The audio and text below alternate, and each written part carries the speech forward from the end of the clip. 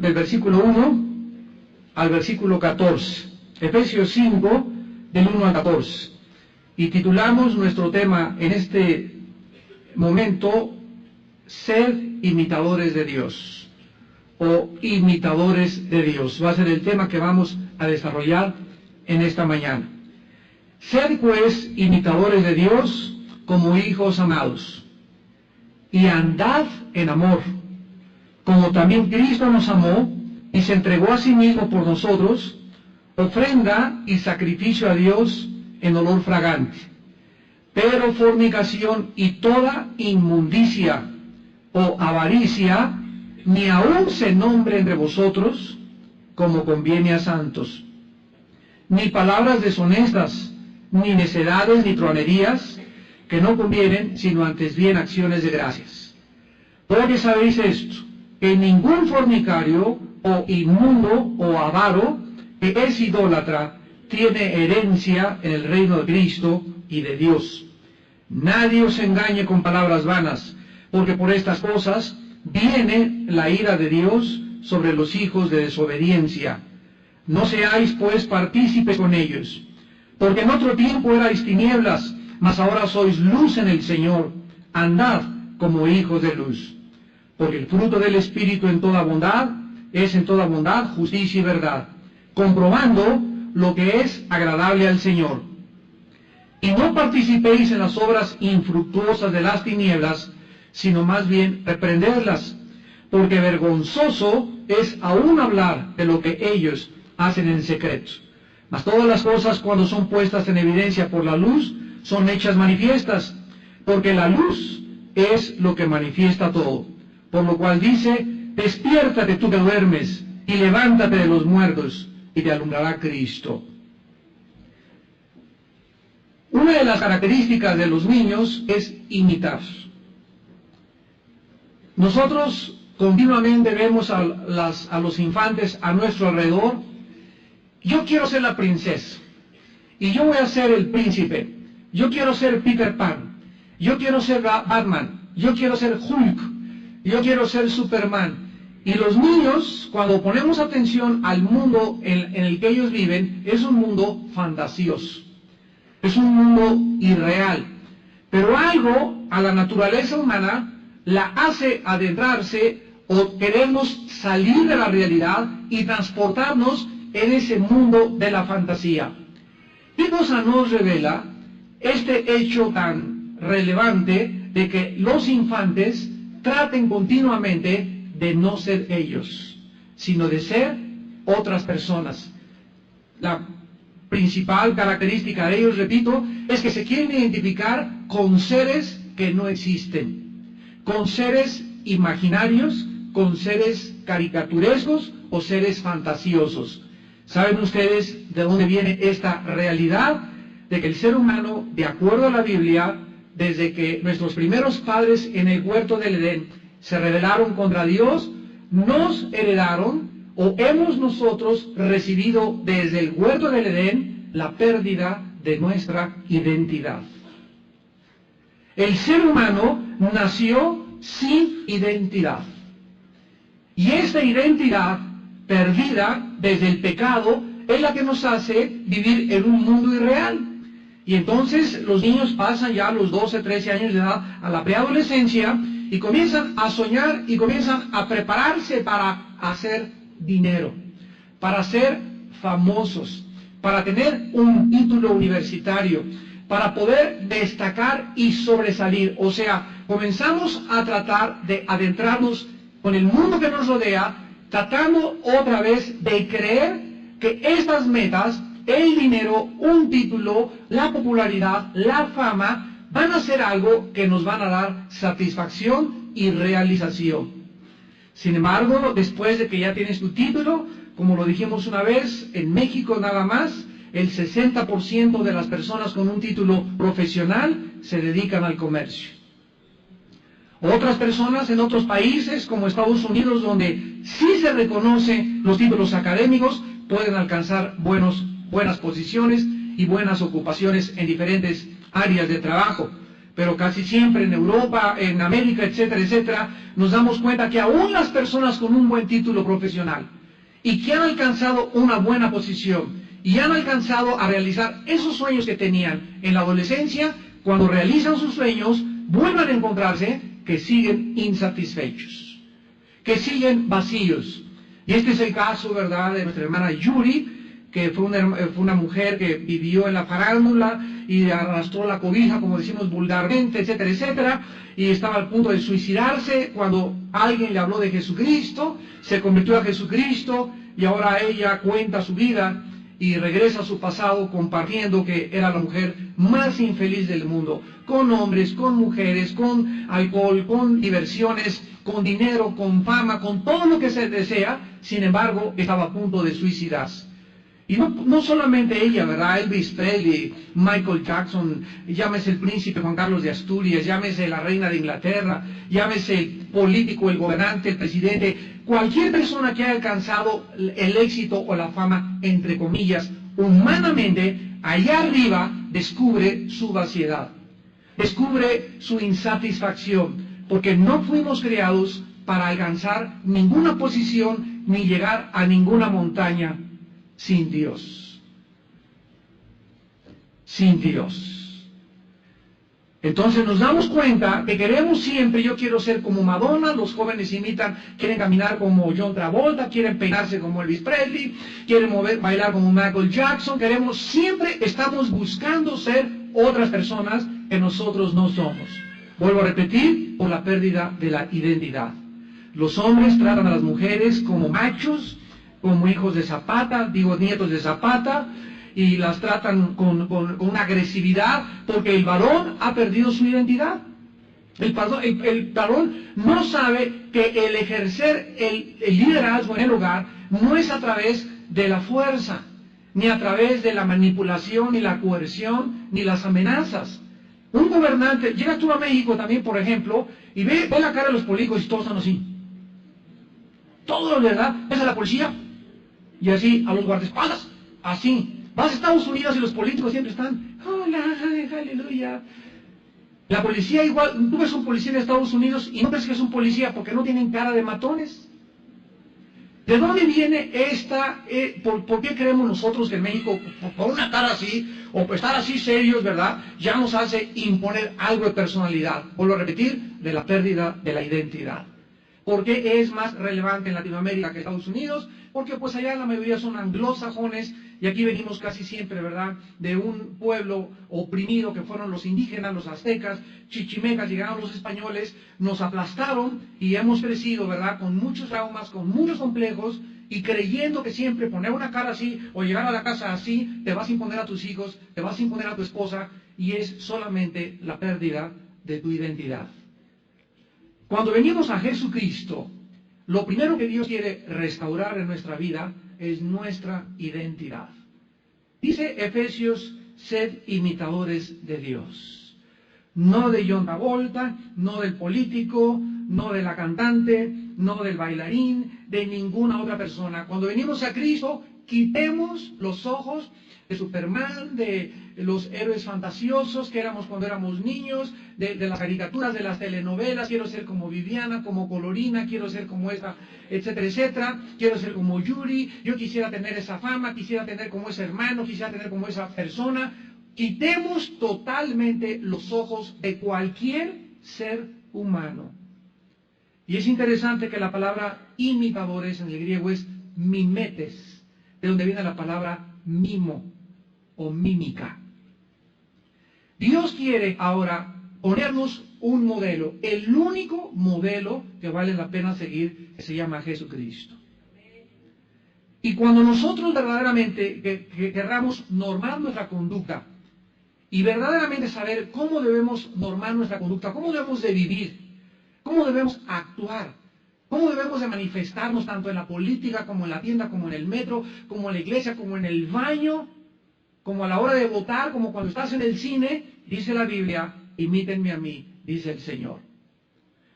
Dice a continuación, en el versículo 2, que nosotros debemos ser imitadores de Dios y entonces andar en amor. O sea, Dios es amor. ¿verdad? Dice la Biblia que Dios es amor. Y si Dios es amor, 1 Juan 4:8, debemos andar en amor si queremos imitar a Dios. Dios es luz. 1 de Juan 1:5, si queremos imitar a Dios, andemos en luz. Dios es verdad. 1 de Juan 5:6, si queremos imitar a Dios, debemos andar en la verdad. Entonces tenemos delante de nosotros dos desafíos a continuación: andar en el amor y andar en la luz. Y cuando nosotros andamos en el camino del amor, andamos en el camino de la luz, porque son sinónimos. Ya que salirnos del amor o salirnos de la luz es entrar en la senda de las tinieblas. Veamos a continuación que dice en el versículo 3, que hay 6 pecados, versículo 3 y 4, hay 6 pecados principales que nos sacan inmediatamente del camino del amor. 6 pecados donde comenzamos a imitar ya no a Dios, sino a Satanás y al mundo. El primero es la fornicación. Esta palabra fornicación es porneia en el griego, de ahí obtenemos la palabra pornografía. Y la palabra fornicación o porneia implica todos los pecados sexuales ilícitos. Te los voy a nombrar. Número 1, tener relaciones antes de casarse. Es fornicar. Ya casados, tener relaciones sexuales con alguien que no sea tu esposa o tu esposo. Número 3, tener relaciones hombres con hombres. Es fornicación. Número 4, tener relación mujeres con mujeres. Esto es fornicación también. Y número 5, tener relaciones con animales. Esto también es fornicación. Estas son las 5 áreas en las que Dios prohíbe el uso del sexo.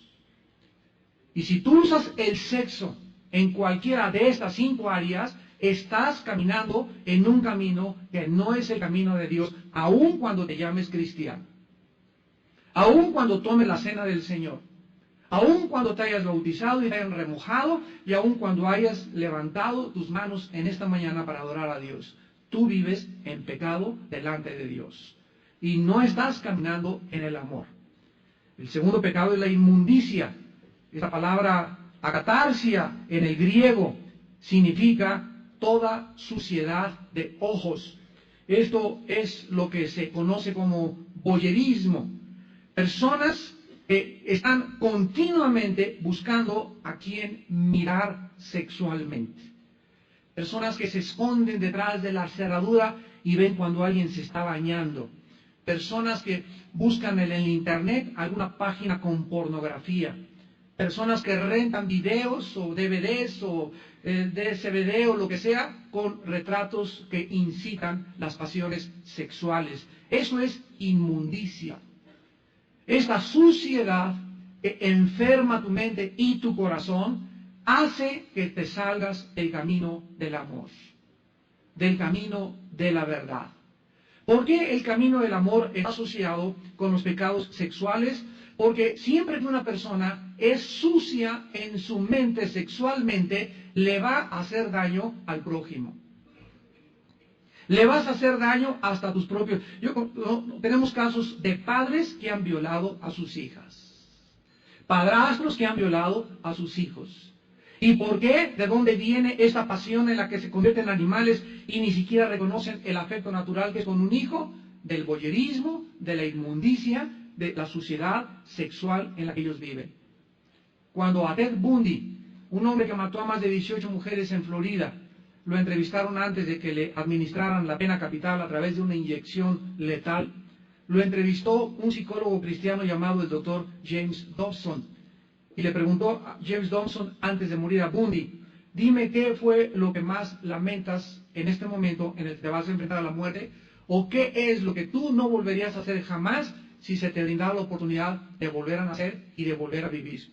Y él contestó: no haber sido un adicto a la pornografía. Detrás de todos los asesinos sexuales, detrás de todas las violaciones, detrás de todos los abusos que existen sexualmente, existe la inmundicia. Por eso Dios dice que tú no puedes tener esa mente y andar en amor. El tercero es la avaricia. Esta palabra pleonexia en el griego significa querer tener más. Miren ustedes en Primera de Timoteo, capítulo 6, de qué forma el apóstol Pablo explica más claramente el pecado de la avaricia y por qué es tan grave que lo menciona fuera del camino del amor también. Dice en 1 Timoteo capítulo 6, versículo 6, 1 Timoteo 6, 6, gran ganancia es la piedad acompañada de contentamiento. Fíjate lo que nos dice la Biblia. Es bien importante estar contentos con o sin dinero. Y el hecho de poder estar contentos sin dinero o con dinero es un arte que se tiene que aprender para vivir. El apóstol Pablo lo escribió en Filipenses 4, porque he aprendido a contentarme cualquiera que sea mi situación. Sé vivir humildemente y sé tener en abundancia. ¿Cuál es el secreto de Pablo, o el secreto bíblico, para que sin dinero o con dinero podamos vivir contentos? Lo dice Filipenses 4:13, todo lo puedo en Cristo que me fortalece. ¿Qué necesitamos cuando no tenemos dinero? Fortaleza de Dios. ¿Para qué necesitamos la fortaleza de Dios? Para poder estar contentos y vivir con totopitos y frijolitos refritos. ¿Qué es lo que me hace no estar contento? Ay, desanimado, estoy frustrado, yo podía vivir mejor, puedo tener una cosa así, y comienzas a hundirte, a debilitarte, porque Jesús dijo, separados de mí, nada podéis hacer. Pero fíjate, aún teniendo dinero, se necesita aprender también. Porque si tú tienes dinero, y cuando tienes dinero no lo usas de una forma correcta y bíblica para la gloria de Dios, pasa lo mismo que cuando vives sin dinero, no estás contento. Yo conozco, no se imaginan, cuántos ricos conocemos, que son las personas, no te gustaría pasar un fin de semana ni irte de vacaciones con ellos. Qué infelices, qué vacíos, siempre con una cara hacia el suelo, frustrados. El otro día, hace como 2 meses, entrevistaron al hombre más rico de México. Se llama Carlos Slim. Una muchacha periodista le dijo, señor Slim, quiero hacer una pregunta, ¿por qué tiene usted siempre una cara tan triste? Y él contestó, porque soy la persona más vacía del mundo. Independientemente, dijo, que perdí a mi esposa hace algunos años, él es viudo, no soy una persona que no tiene propósito en la vida.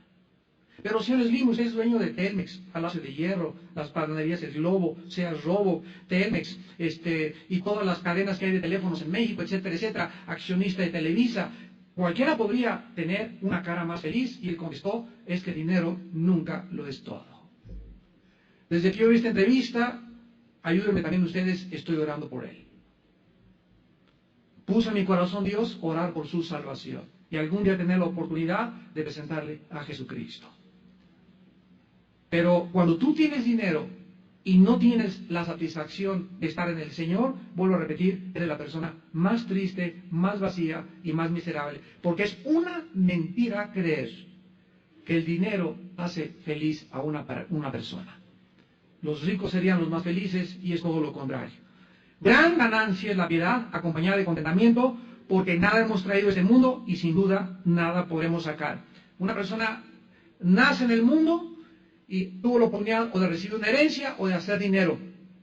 Ese dinero, dice en Eclesiastés, lo pierde en malas cosas, en malas inversiones, y aún cree que se lo deja a sus hijos, y a mis hijos les voy a dejar lo que yo nunca tuve, les voy a dejar el palacio que yo nunca tuve, el Ferrari que yo nunca tuve, la casa que yo nunca tuve. Y dejarles a tus hijos una herencia es la peor maldición que les puedes dejar.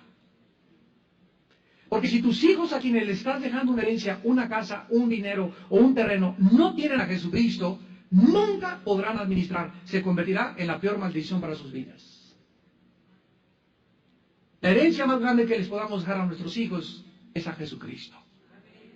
Porque ya sea que nos muramos y les dejemos un solo petate donde se acuesten, o les dejes el castillo de Chapultepec, si no tienen a Jesucristo, no van a poder enfrentar la vida. Pero si les dejas un petate y tienen a Cristo, tendrán contentamiento, se superarán, vivirán con la fuerza de Cristo. ¿Por qué? Porque Él es la fuerza para vivir. Dice la Biblia, el versículo 9, porque los que quieren enriquecerse caen en tentación y lazo. Escucha, el amor al dinero no es el dinero, sino amar, tener más. Los que quieren enriquecerse caen en una tentación y un lazo y en muchas codicias necias y dañosas que hunden a los hombres en destrucción y perdición. Porque raíz de todos los males es el amor al dinero. No el dinero, el amor al dinero. El cual, codiciando algunos, escucha, se extraviaron de la fe y fueron traspasados de muchos dolores. Cristianos que han conocido a Cristo, que deberían ser imitadores de Dios, que deberían de vivir en pureza sexual por la avaricia, por querer retener más de lo que es debido. ¿Dónde se nota una persona avara? En los diezmos. ¿Ustedes creen que Dios necesita nuestro dinero? Dice la Biblia que Él es el dueño del oro y la plata. El universo entero pertenece a Él. ¿Cuál es el principio de la sabiduría de Dios detrás cuando nos dice, dame una porción de lo que tú tienes?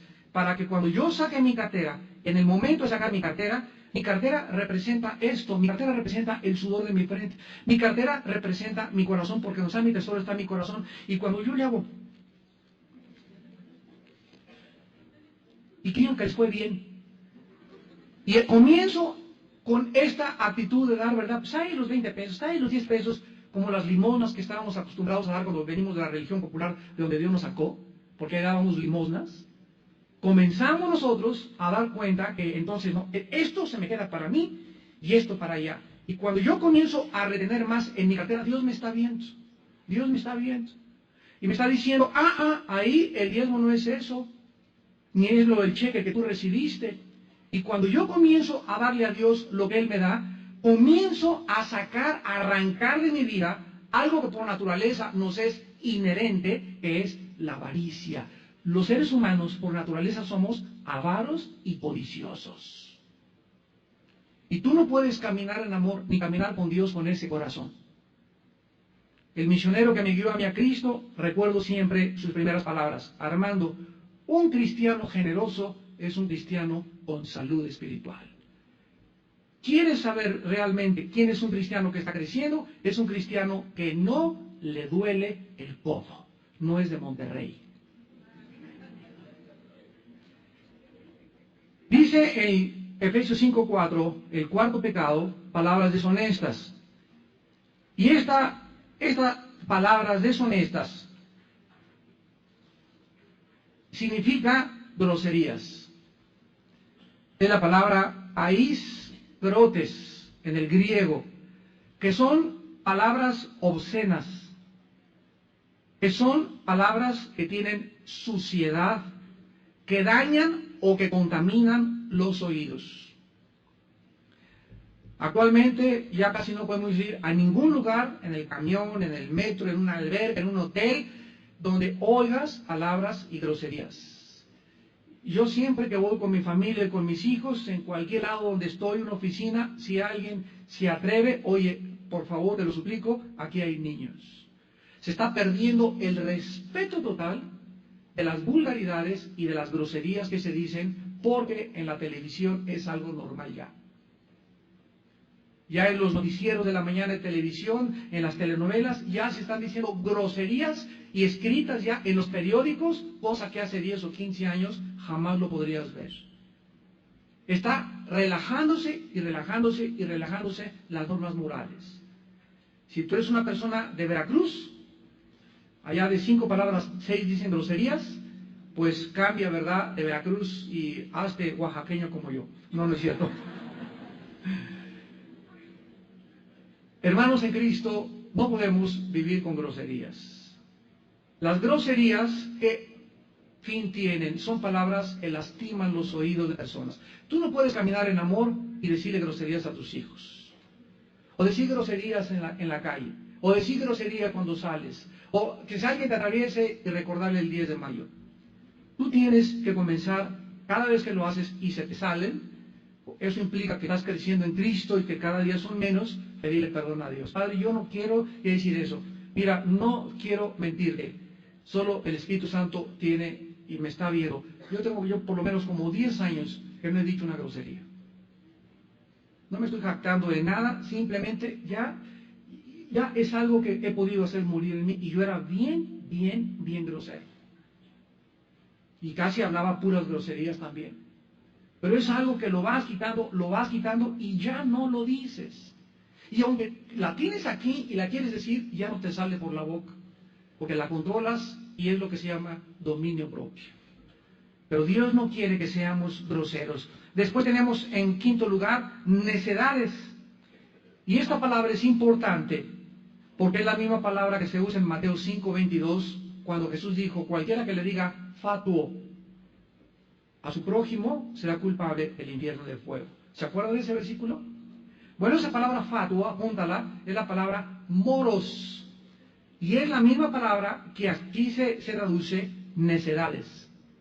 ¿Por qué Jesús llegó aparentemente a una exageración tan grande? El que le diga fatuo a alguien es culpable del infierno de fuego, como si hubiera matado, como si hubiera secuestrado, como si hubiera violado, porque la palabra necedad o moros o morología significa palabras de burla del corazón y del carácter de otra persona.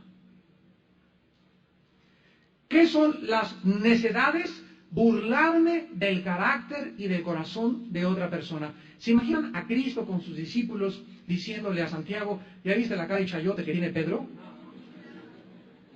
¿Se imaginan ustedes? ¿O ya se fijaron que Santiago tiene cara de caimán? Y ja, todos los discípulos, ¿verdad? Hay muchas veces que eso lo hacemos con broma, pero cuando nosotros... Y ya viste esa gordita, ¿verdad? Y ya viste la cara que tiene esa persona. Y cuando tú comienzas a vivir en la vida, diciéndole a otra persona algo de una tercera persona en son de burla, ¿ya viste cómo camina como pato? ¿Ya viste cómo el vestido que trae que parece china poblana?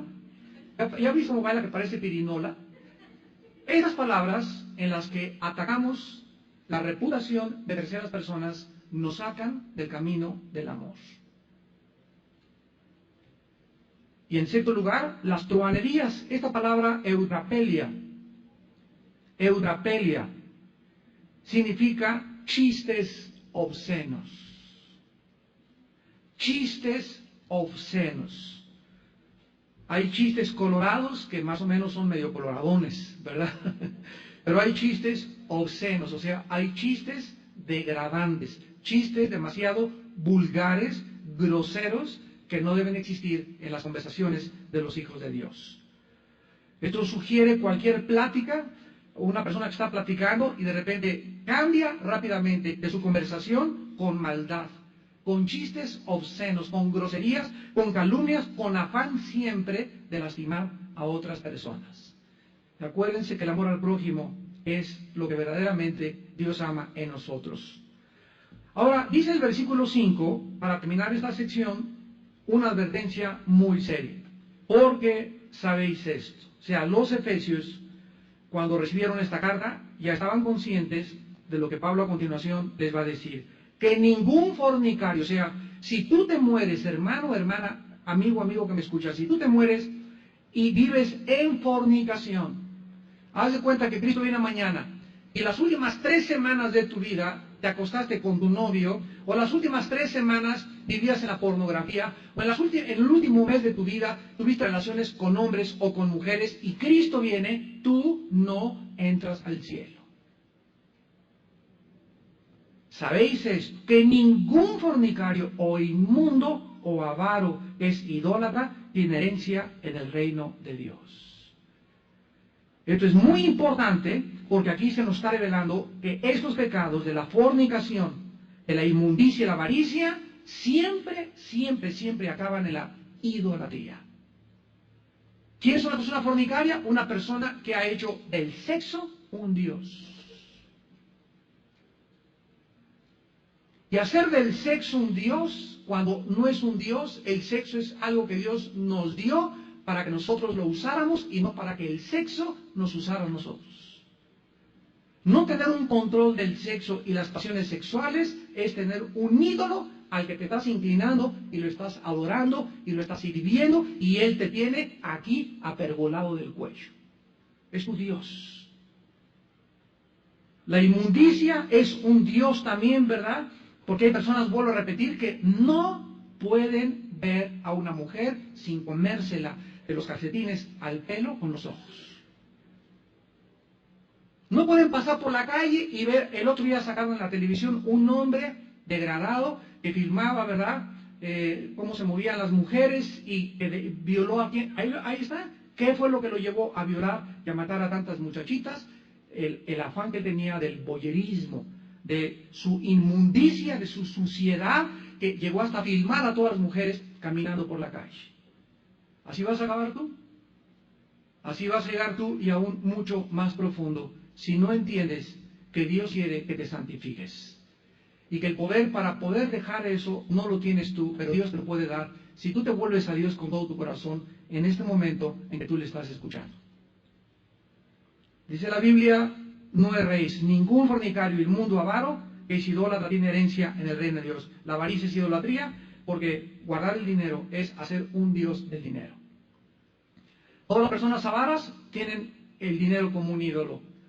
Y Dios ve que cualquier aspecto que le robe a Él el afecto de nuestro corazón es un ídolo.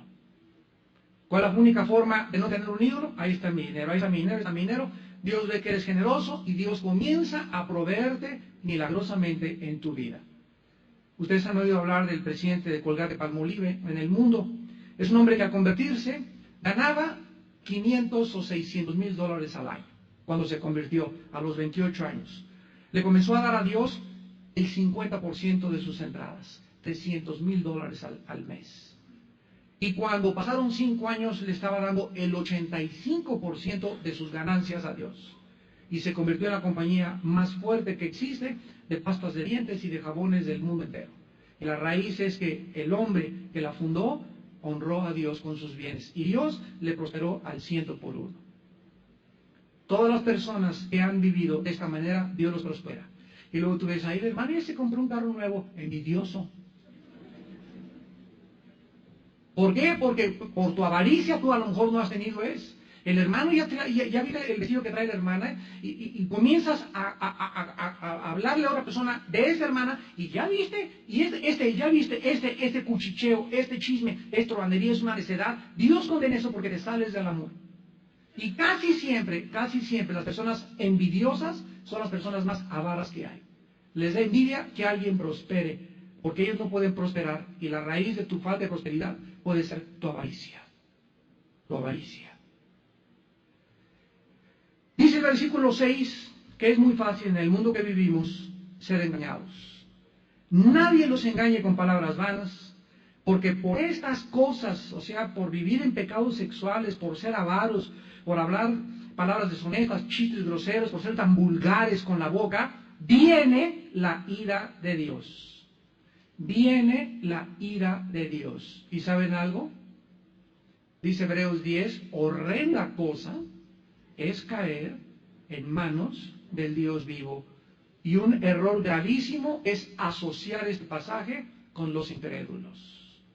Ahí está hablando que si un cristiano cae en las manos de Dios, Dios no lo va a matar, no lo va a mandar al infierno, pero no te imaginas qué pesada es la mano de Dios cuando Dios nos disciplina.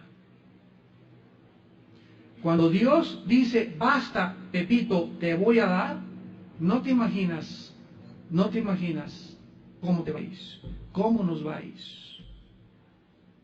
La ira de Dios cae sobre los hijos de desobediencia. Comparémoslo después de Efesios, sigue Filipenses y después Colosenses. Y otra vez en Colosenses 3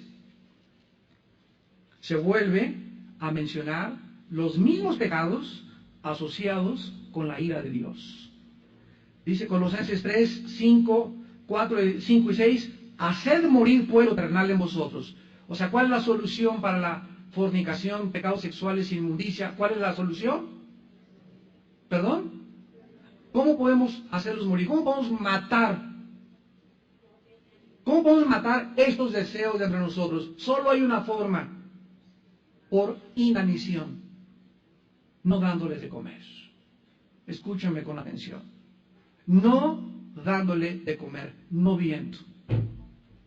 No viendo.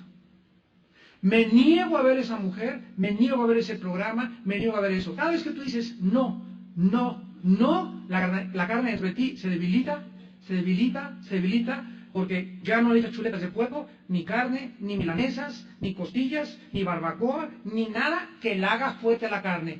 Y entonces, el momento en que la carne comienza a debilitarse, automáticamente el espíritu, inmediatamente y en proporción, el espíritu comienza a fortalecerse. Y cuando un hombre o una mujer enfrentan una tentación de repente en la que él pudo haber caído en adulterio o ella también, no te enfrentas y tienes la capacidad de huir porque sabe Dios librar de tentación a los piadosos. Segunda de Pedro 2:9. A los piadosos. Dios ve quién es el piadoso, la persona que está luchando contra la carne y diciéndole no al pecado y sí a Dios. Y es una lucha, es una guerra, pero Dios ve nuestra guerra, Dios ve nuestro corazón y Dios ve la intención de que queremos ser santos. Y cuando se presenta una oportunidad en la que podíamos caer, Dios nos da la puerta para escapar porque luchamos los días anteriores contra ese pecado. De otra manera, no me digas, ay, pues caímos de repente en la fornicación, caímos de repente y se embarazó, algo le pasó a su pasita que le comenzó a crecer.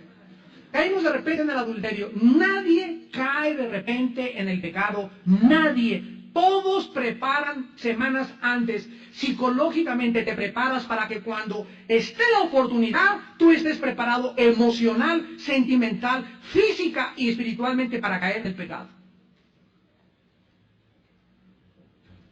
Sales con tu novia y tienen 2 semanas cariciándose y besitos y metiéndose la mano por donde no deben de metérsela y caricias demasiado cercanas hasta que llegan a Chapultepec, las 8 de la noche, convertible, Rayconic, la luz de la luna y zacatás.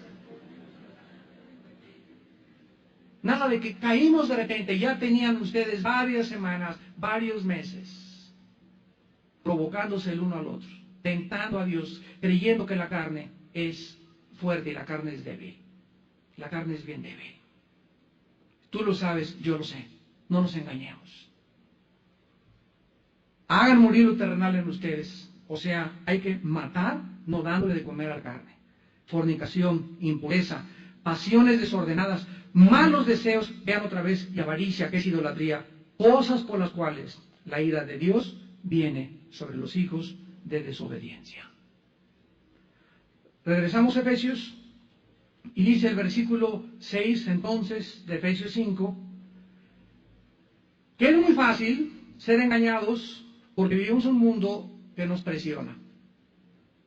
Y por eso la advertencia, nadie venga a tu oído a decirte, ay, vámonos, mira, Pepe no es tan malo, vámonos en el Volkswagen, nos vamos a ir a Tequesquitengo y vamos a ver puras películas de Bambi y Blancanieves. Mira, vámonos, no hay ningún problema, mira, ahí no seas fresa, no seas religiosa, no seas monja. Nadie, no te dejes engañar con palabras huecas. Una de las razones por las cuales los cristianos caen en pecado es por malas amistades. Basta que tengas una amiga que no tenga normas morales elevadas en su vida. Un amigo que tenga un concepto bajo del pecado y de la moral, para que tú sigas saliendo con él y él te va a contaminar, tarde o temprano. Te va a convencer. Te vas a comenzar a asociar con él, y dice la Biblia, no os unáis en yugo desigual con los incrédulos. Está bien salir con un incrédulo, con la secretaria, con tu amiga, tomarte un café y hasta ahí, pero de eso a que un filisteo o un incrédulo sea tu amigo íntimo, que salgas con él, que te vayas de vacaciones con él, peor todavía, cuando sabes que no es cristiano, cuidado, vas a ser engañado con palabras vanas y viene sobre ti la ira de Dios.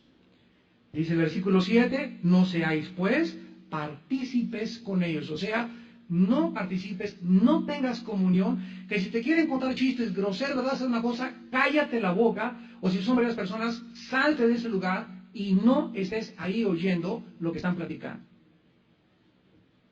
Yo hace mucho tiempo tenía un problema en la familia de nosotros, porque tenía un familiar cercano a nosotros Y llegaba con su esposa, con la familia de ella, y la familia de ella casi todos eran paganos, y comenzaban a contar chistes y a sacar la copa, y jajajaja, y ella le decía, mi amor, vámonos, no, tenemos que aquí compartir con la familia. Todos vinieron a pedir consejería con nosotros, y yo le dije a él, varón, tú no puedes permitir que a tu esposa, ni siquiera a su propia familia, la contamine con el vocabulario que tienen. La próxima vez ve con ellos y diles, mi querida suegra, mis queridos cuñados, me perdonan, pero mi esposa y yo nos retiramos. Ay, jaja, los santos digan lo que quieran, nos retiramos. Y después por teléfono, suegra, cuando en la casa, no volver a tu casa, porque ahí en tu casa se hablan soeces, majaderías, vulgaridades, y mi esposa, yo tengo que cuidarla como un vaso frágil. Con permiso, nos vamos y nos retiramos. Esta es la posición y la forma de actuar y de andar en el amor de los hijos de Dios. Te vas a gastar en amistades, si es cierto, te vas a ganar peso para la familia, si es cierto, pero Dios no nos puso para agradar a nadie. Y tenemos que, como en tiempos de Elías, si Él es Dios, sírvele, y si no, regresa a tus ídolos. ¿Hasta cuándo claudicaréis entre dos opiniones? Jesús dijo muchas veces, hasta la propia familia tendrás tú que poner espada y separarte de ellos, por causa del mundo en que vivimos. No participen con ellos. Versículo 8, porque en otro tiempo éramos tinieblas, escotos en el griego, tinieblas se tradujo escotos, que es la ausencia de la luz, mas ahora sois luz en el Señor, andad como hijos de luz. Cuando tú entras a un cuarto oscuro, ¿qué es lo que haces para que se desaparezcan todas las tinieblas? Lo único que tienes que hacer es prender el switch, nada más. Prendes un switch y las tinieblas desaparecen completamente. Nosotros debemos continuamente de traer el switch prendido.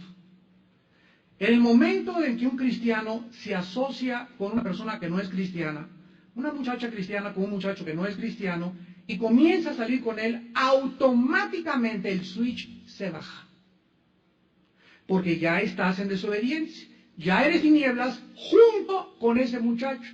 Y al entrar a las tinieblas tienen esta proyección y esta tendencia. Las tinieblas tienden a cubrir y devorar aquello que están cubriendo o escondiendo. Por eso Satanás tiene que actuar en secreto, porque la luz es el enemigo de Satanás y el enemigo de todos aquellos que viven en el mundo de la oscuridad. Los satanistas se visten negro, las misas negras son en lugares negros, las cavernas, las cuevas son todo lo que sea tinieblas está asociado con los poderes de la maldad. Y nosotros ya no somos de las tinieblas, ya somos hijos de la luz. Dice el versículo 9 que debemos entender que la luz produce fruto. Mientras estás en la luz, hay fruto en tu vida. Las tinieblas y la oscuridad no producen fruto. Eres un cristiano sin fruto, tienes 5 años en Cristo y no hay fruto en tu vida porque has vivido en tinieblas. Vas a la iglesia, vas a los estudios, pero tu norma de vivir, tus amistades, tu conversación, tu vida sexual es tinieblas. Por eso no hay fruto en tu vida. Y el fruto de la luz es bondad, es agatosuno en el griego, que significa amor en acción. El fruto de la luz es justicia, es una persona justa, le das a Dios lo que merece, a tu esposa lo que merece, a tus hijos lo que merecen, a tus empleados lo que merecen, al gobierno lo que él merece. Una persona justa es aquella que paga sus deudas, que no pide prestado y no debe, que vende su carro y no lo vende todo chocado, que lo vende con el motor desvelado y dice que está muy bien el carro. Es una persona que es honesta y es íntegra en todas sus tratos y acciones con su prójimo. Y verdad, ¿se acuerdan de la palabra verdad? La palabra más importante de todo el Nuevo Testamento. Verdad. Es aletheia en el griego. ¿Qué significa verdad? No hay ningún filósofo, ningún maestro, ningún académico en el mundo, en ningún libro que defina qué es la verdad. Y la verdad, de acuerdo a la Biblia, es la realidad, apúntalo, en contraste con la apariencia. La realidad en contraste con la apariencia. ¿Qué es la verdad? Vivir en la realidad. ¿Qué es la mentira? Vivir en un mundo de apariencias. Y como el diablo tiene el mundo bajo su control, dice la Biblia que todo el mundo es una apariencia. Y el mundo pasa, 1 Juan 2:15 al 17, el mundo pasa y sus apariencias y sus deseos. Pero el que hace la voluntad de Dios, el que vive en la realidad, ya no se va con la finta. El mundo es pura apariencia, la apariencia del dinero. Los cantos de las sirenas, ¿se acuerdan ustedes de la Ilíada, de la Odisea, cuando Ulises iba pasando por una isla? Había una isla con sirenas que... Y le comenzaban así hacia los marineros, y pasaban los barcos con los marineros, y era tan fuerte la atracción sexual de las que les hacían así, ¿verdad? Las sirenitas, y aquí está el mero, el agasajo, así nos hace el mundo, vente aquí, mira, aquí está, y está fuerte la tentación, y estamos bombardeados por una ola de espectáculos y de retratos y de cosas que están atacando nuestra imaginación. Por todos lados, las películas, televisión, cine, carreras en el periférico, anuncios, todo es sexo, vino, a la dolce vita, diviértete, pásala bien, sea adúltero, comete adulterio, ten relaciones sexuales, todo es un bombardero tremendo a nuestra imaginación. Pero ¿saben cuál es el peligro? Esas cosas, cuando entran a la imaginación, nos comienzan a robar la conciencia. Una persona que vive la realidad, un cristiano, debe ser esta persona que ve ese anuncio y ve ese anuncio, sabe, eso no es real, eso es un oasis, eso es una mentira. No es cierto que va a hacer clic con esa mujer. Además, mi mujer que tenga cuerpo de lagartija, ¿verdad? Ella la prefiero más que esa, porque esa nunca la voy a tener. El mundo nos presenta siempre a los mejores galanes, así todos despechucados, cuerpazos por aquí por allá, las mujeres más preciosas, con cuerpos más preciosas, y todas las mujeres quieren ser como ellas, y todos los hombres quieren ser como esos actores, y es una mentira, es una apariencia, no es cierto. Aún ellos en su vida real son miserables. El otro día entrevistaba a un actor famosísimo aquí en México, Andrés García. Dijo, quiero confesar, yo no le puedo ser fiel a ninguna mujer. A los 63 años de edad que tiene este actor. No puedo quedarme con ninguna mujer, no le puedo ser fiel a ninguna. Y ahora tiene un problema tan grave sexual que tiene que usar una bombita. Miren ustedes qué desgracia, ¿verdad? Es una desgracia. Y va a llegar a 75, 70 años de edad y vas a sufrir más aún todavía. ¿Y todo por qué? Por querer el sexo. Y tener 20 mujeres, 50 mujeres. Qué triste que a una sola no le hayas podido ser fiel. ¿Por qué? Por la ilusión de creer que muchas mujeres me hacen a mí más macho, más digno, más actor, más tipo, más guapo, más ídolo de todos los demás. Y es todo lo contrario. Cuando nos casamos, los hombres les decimos a 2.6 billones de mujeres, adiós Petrita, adiós Lupita, adiós todos. Esta ahora es mía hasta que yo me muera. Y ella también, ¿verdad? Adiós Pepe, adiós Pablo, adiós todos. Este ahora es mi hombre hasta que yo me muera. Y este compromiso entre un hombre y otra mujer es lo que Dios le llama valor. Porque se necesita valor para seguir unidos hasta que la muerte nos separe. Bueno, si ella se quiere ir, que se vaya. Si él se quiere ir, que se vaya. Pero tú luchas hasta el final por tu matrimonio. Hasta el final lucha. Porque no hay divorcio a menos que haya adulterio y abandono de hogar. Que te pega, ora por él. Que por allá te puede separar físicamente, pero lucha por tu matrimonio hasta el final. No seamos partícipes con ellos, porque éramos tinieblas, ahora somos luz en el Señor, comprobando lo que es agradable al Señor, tratando de distinguir qué le gusta y qué no le gusta a Dios. Esa es la forma en la que Dios nos invita a imitarlo. Y cuando tú imitas a Dios y descubres que sí se puede imitar, imagínate nada más qué desafío, imitar a Dios. Y para poder imitarlo, nos dejó en este mundo a su Hijo Jesucristo, porque Él y el Padre uno eran. ¿Quieres saber cómo es Dios? Ve a Jesucristo. ¿Quieres saber cómo habla Dios? Escucha lo que Jesús dijo, era Dios hablando. ¿Quieres saber cómo actúa Dios? Examina los evangelios y ve todas las obras y las acciones que Cristo tuvo con los seres humanos a su alrededor y sabrás cómo es el carácter del Padre. Y cuando tenemos a este modelo delante de nosotros, vamos a poder decir con todo nuestro corazón, Bendito sea el Dios y Padre de nuestro Señor Jesucristo, que nos hizo renacer para una esperanza viva. A causa de la esperanza que nos está a todos aguardando en el cielo, por causa de la palabra que oímos del Evangelio que llegó a nosotros y ha producido fruto en nosotros y crece dentro de nosotros, para que podamos añadir a nuestra fe virtud, a la virtud conocimiento, al conocimiento dominio propio, al dominio propio paciencia, a la paciencia piedad, a la piedad afecto fraternal y al afecto fraternal amor. Segunda de Pedro capítulo 1. Porque haciendo estas cosas nunca quedaremos sin fruto en el conocimiento de nuestro Señor Jesucristo. ¿Tú quieres quedarte en el nivel en que te encuentras espiritual? No hay ningún problema, pero Dios quiere hacerte escalar, subir más alto aún, pero se requiere obediencia. Y es inimaginable y limitado el camino al que Dios nos quiere llevar cuando nosotros tomamos su mano y le decimos en esta mañana: no quiero imitar a nadie más que a Jesús. Oremos.